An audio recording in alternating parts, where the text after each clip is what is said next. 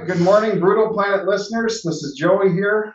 We've all enjoyed the music that Alter Bridge and Slash and the Conspirators have put out over the years, and we were blessed with his debut solo album, The Year of the Tiger, back in 2018. And next Friday, he will be releasing his follow-up album, The Ides of March. This afternoon, I have the privilege of interviewing the mastermind behind it all, Myles Kennedy. Myles, thanks for joining us today. Thanks, man. Wow, that's a nice introduction. I don't know if the term mastermind and my name has ever been in the same sentence. There's got to be a first. Now, Myles, this is such an honor. I've been a big fan from since 2004. I saw Alter Bridge play at the Commodore Ballroom in Vancouver, BC. I'm sure growing up in Washington, you've played there many times. I remember that show really well, actually. Do you really? Yes, I do, because I remember we had played, I think we did it's near where I live here in Spokane. So we did Seattle, the Commodore, and Spokane. And if I'm not mistaken, I don't know if my voice was almost gone, but I remember I had a real tough time. Like, it was pretty much shot by that point. So yeah. I always remember the shows when it's just like, it's because you're just standing there like, oh, how am I going to do? What am I going to do? Dance? Yeah. Well, that show was near and dear to me because, I mean, Alter Bridge became huge, but at the time, you guys were just starting out. And I think there was only a few hundred people at that show. I mean, there wasn't many. And that's always just a special show in my heart to think back that I saw you guys when you were on your first, I think that was your first tour. That was the first tour, yeah. Yeah, so that was pretty cool. But I've been a fan ever since. And I just wanted to thank you as well. The song Blackbird, when that came out, my best friend had died about a year before that song came out. And when I first heard that song, it just reminded me of him so much. And I just wanted to thank you for writing that. Oh, man. Thanks for sharing that. I'm sure you hear that a lot from people. That's such a powerful song, both lyrically and musically. And I got a tattoo of the Blackbird from the album cover with my friend's honor and stuff. I'd show you, but the tattoo's not very good. But I just wanted to say thanks for writing that song. Well, I'm sorry for your loss, but I appreciate you sharing that. You know, that's the thing about those songs that were inspired by loss in our own lives. And then all you can hope for is that it helps someone else deal with their struggle. Yep. So, well, we're not here to talk about Alter Bridge. We're here to talk about your solo record, which I'm loving. It's been playing nonstop here in our house. Cool. And my wife was even starting to harmonize to some of the parts and stuff. But so my first impression when I listened to the album was you had a lot of fun writing this. Am I correct? I did. I mean, it was a lot of work, but I really enjoyed all the guitar fun I got to have with it, because I miss playing that kind of guitar and that kind of lead guitar. So that was something I got off. I know lyrically, lyrics are always the kind of the pain in the butt of the whole process. You try to write something that you can really convey honestly and from a genuine place. But writing the guitar stuff and doing the arrangements and all that, it was fun. Yeah. So did you go into it with a totally different approach than you did with Tiger, or did you just kind of go into it thinking whatever comes out, comes out? Well, I knew I wanted it to be a little more plugged in affair. I knew I'd really kind of rekindled my love of lead guitar and electric guitar, especially like blues-based electric guitar. I love that. Thank you. Yeah, I do too. I mean, it's just something as I'm, with you have your ZZ Top shirt on, and so it's like you listen to a guy like Billy and what he does, and you're like, wow, if I could just try and tap into a little bit of that. He's one of my all-time favorites. He's just raised the bar so high. So that whole scene, I really love to, dip my foot in every once in a while and just play some blues. But it was definitely, it was fun in that sense, I should say, getting to play a lot of lead guitar. Yeah. And you're the first track, Get Along. I mean, it's been released as a single now and stuff, but when I heard that too, that was just like, man, I wish every American could hear this song right now, because our country seems so divided, and it seemed to me anyways that you were just calling people like, hey, wake up, just get along. Am I onto something there, or Well, it was interesting. Like so the song, the genesis of it, I was sitting there playing the guitar, trying to come because I had that melody, the da na na na na. I had that guitar melody, and then I was trying to figure out what was going to go on, build a song with it.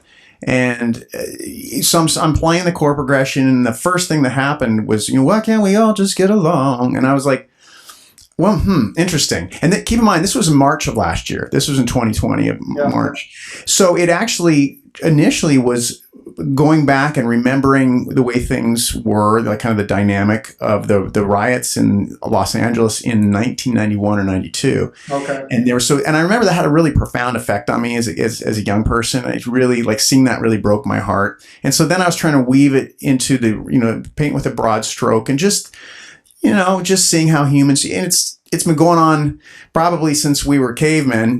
We just there's always that conflict, and it bums me out because I would love, maybe it's naive of me, and maybe someone who's a little cynical will be like, oh, come on, humans are always going to butt heads. But yeah, there is kind of that hopeful optimist that eventually maybe we could figure things out. And so that's really, I think, where the arc of that narrative lies for me. Well, I think it became even more prophetic as 2020 went on because, I live in St. Paul, Minnesota, so we had all the George Floyd and the riots and everything real close by here.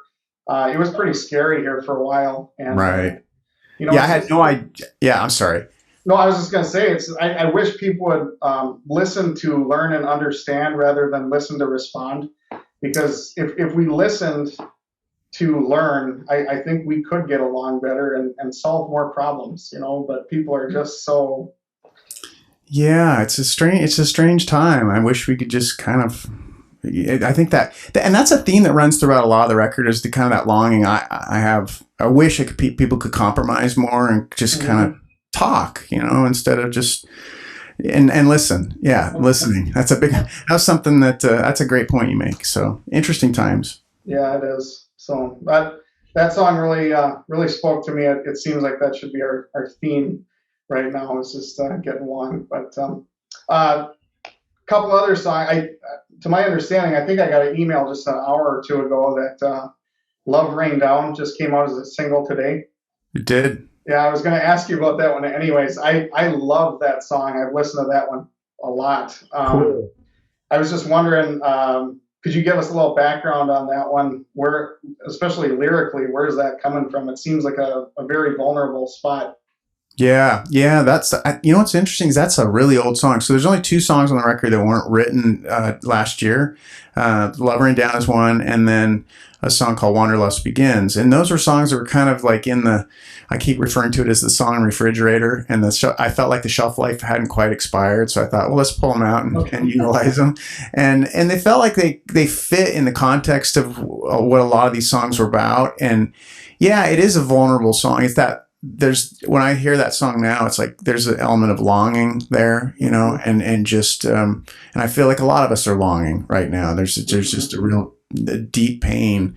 And so, yeah, it felt appropriate.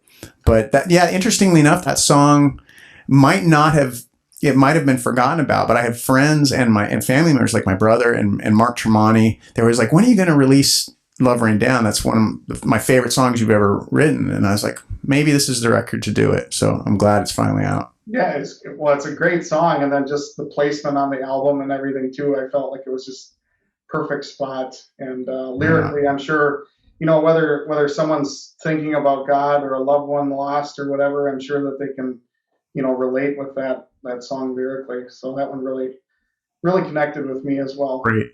That means a lot. I appreciate that. So I want to ask you too, my all-time favorite song on the record is "Worried Mind." I don't know if anyone's told you that yet or not, but that's been the most played. It's been my favorite. I love the way it just builds and that bluesy solo in there. Can you tell me anything more about that song? Well, that you are one of the first. That's great. I'm glad you made it to the end of the record. I always worry with the songs that are put at the end that people won't spend time in that realm. And I felt like that song kind of bookends the record in a way, and it addresses kind of what we were talking about earlier, that longing for compromise, and so yeah. it's definitely more of a blues based track, and it has a certain build to it, and then you get to the end and it's kind of the big, I feel like it's just a good way to punctuate the record. But yeah, the solo was interesting because it was one of the only solos I did on the record that wasn't. So most of the songs I demoed, right? And then when I demoed, I ended up just improvising solos, and I ended up getting so attached to those solos that that's basically what we used for the record. I just had to relearn them and play it on the record. That one I left open, and so it was something that was improvised in the studio. So basically, did a few passes, and then we do a comp and like pick out the best parts, and then there's the solo. So yeah, that was fun because I was sitting there with Elvis and just get the mood just right and just be in the moment, and so yeah, that was fun. Yeah, I'm not sure when my editor is going to publish my review, but I just, at the end of the review, I just said, this album, and especially, I had that song in mind. It's not just one that you hear, you feel it, and that song, I just feel when I hear it. Just like I said, the way it builds, and it feels like you have a lot of emotion behind it, and then that blues guitar. I was going to ask you too, Tim's bass part that really stuck out in that song. Is that something he wrote or you wrote and he just played, or?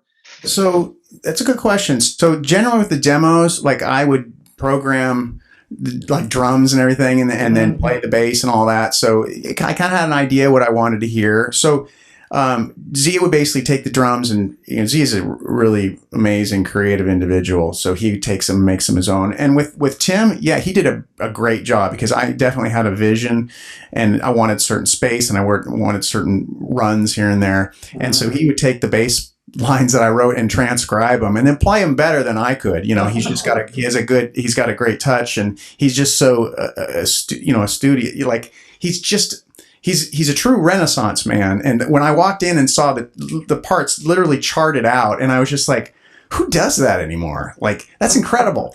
So I actually sat behind him as he was tracking all those bass parts, and just was like, yes, cool. That's good. Yeah, I'm not really a musician myself. I dabble a little bit here and there, but it always makes me really happy when I hear those bass lines stick out in certain songs that artists do, and it's like the bassist usually gets lost kind of in the mix, and right. It's nice to hear them get a little spotlight once in a while. So I really enjoyed that. Bass should be featured more often. I'm with you. I love the bass. So yeah, just wanted to tell you, Worried Mind, that's my favorite song. So I hope you play that live whenever I get a chance to see you. But, well, that's good to know. I'm going to have to keep, we're kind of putting the set list together, trying to figure out for when, fingers crossed, we can get out and play. And I didn't have that on the list, so I might have to put that on the list now. Awesome. Yeah, I'm tempted. I see you're doing a little tour here later in the summer. Yeah. And you're playing Oshkosh, Wisconsin, which is pretty close to where I grew up, my hometown. So I'm kind of tempted to maybe make the trip and go see you. But all right, come on down or come on up. Another song, the Ides of March. Just a little background to this question. A few months ago, I had been interviewing Nathan James of the band Inglorious. I don't know if you've ever heard of them. Yeah. And they have a song on their album that came out earlier this year called "He Will Provide." And I told Nathan how much I love that song. And I said, do you think it'll ever be released as a single? And he kind of laughed at me. He's like, dude, that song's 5 minutes long. And then I get Ides of March, and I'm like, holy cow, Myles released a 7.5 minute song.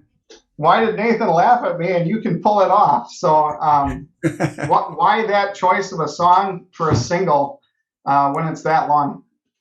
Well, I figured we were in the middle of kind of these interesting times, and, the world's still kind of shut down enough. Like I was hoping that 7 minutes wasn't too much to ask.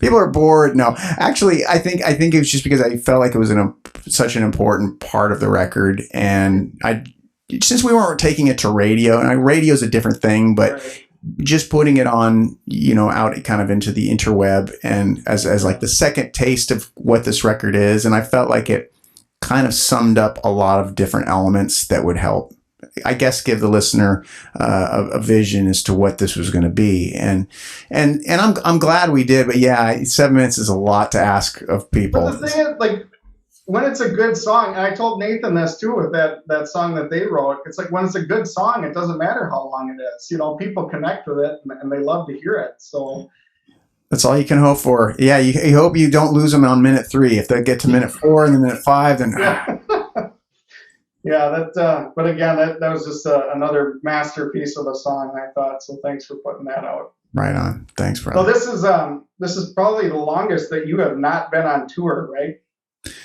Probably the longest since, geez, I'm gonna say probably since 2008, 2009. Yeah. So yeah, it's been pretty interesting. I'm not complaining. To be honest with you, I was getting pretty like 2019 between Alter Bridge and Slash the Conspirators.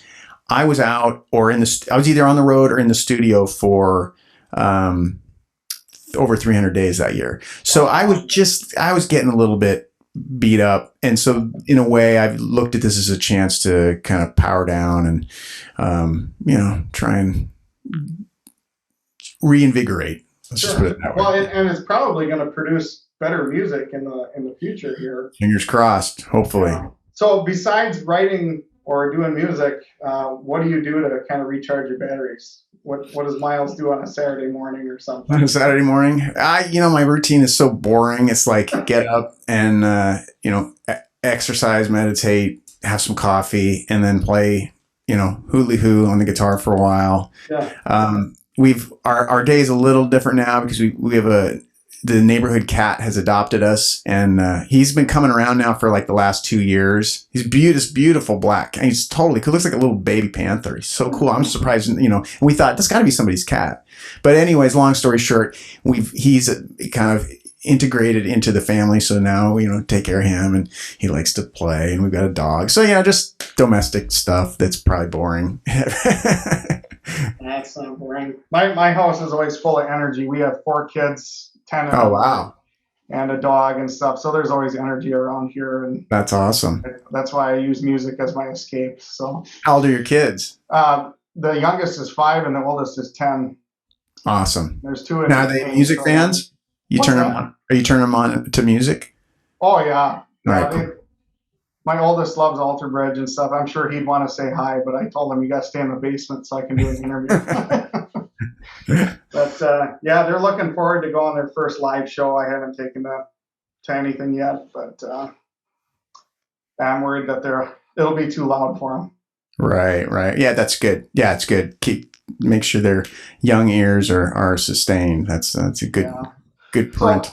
So, 2 solo albums now, and I know this is maybe a little too early to ask, but can we expect more solo work in the future? Are you enjoying doing this? I am. Yeah, it's. I think it's something that it's just really necessary for me to. I think because I've got so many different genres that I came up listening to that I need to explore, and then it helps me then when I get into those other realms. I've kind of gotten that out of my system and established that. Yeah, it's something I hope to do more in the future. Awesome. Well, I love Alter Bridge. I love the stuff you're doing with Slash. I really love your solo stuff, so keep it up. Anything else you want to say to our listeners? Just stay safe and know that we're all looking forward to seeing you again. Hopefully, as things start to get back to normal, we're all just, gosh, I mean, I can't tell you how many musicians I've talked to. They're just dreaming of getting back on stage. Yeah, I'm just itching to get back to a show or something too. It's been over a year, but merch wise, you got new merch out, right? I do. You go to, is it mileskennedy.com? That's right. There. All the deets are there. Yeah. We got some cool merch this time around. Yeah, it was pretty cool. I checked it out this morning. So right on. Awesome. So, all right, there you go, Brutal Planet listeners. Ides of March drops next Friday. It's an incredible album. I'd encourage you guys, don't just listen on Spotify. Go buy the album. Support Myles. Check out his website. Get some merch. It's pretty cool. Myles, thank you so much for your time. It's been an honor. Joey, I appreciate your time. Thanks for having me on. All right. We'll talk to you next time. All right. You take care, brother. All right. Bye. All right. Bye-bye.